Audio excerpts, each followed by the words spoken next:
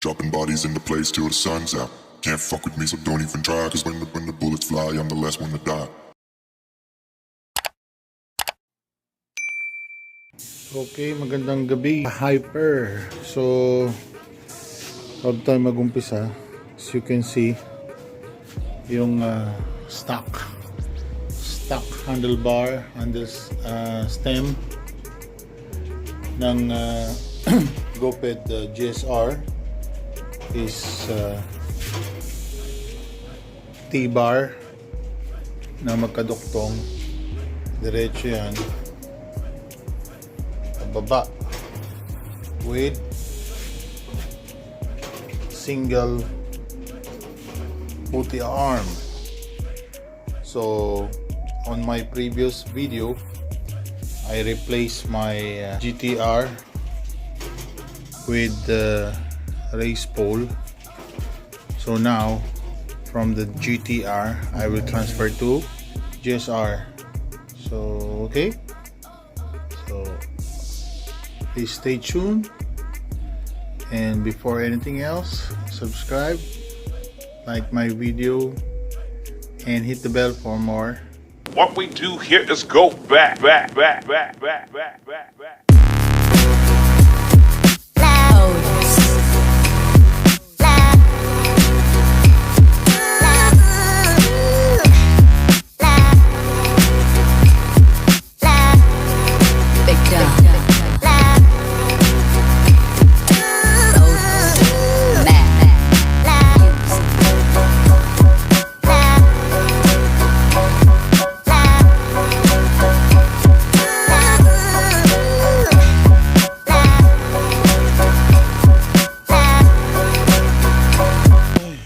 Tapos din mga ka-hyper, pagod ako.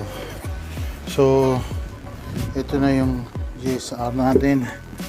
So ito yung original na manibela, kung makikita nyo. Ayan, letter T ang original.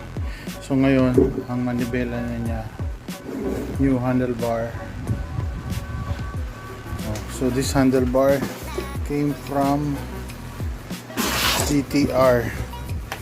The GTR, in my previous video, as you can see, I installed a race pole set. So from here, from single arm now to double, and with the Trail Reaper stem pole and the new ADA handlebar and its original handbrake levers, grips. So this is the new look of my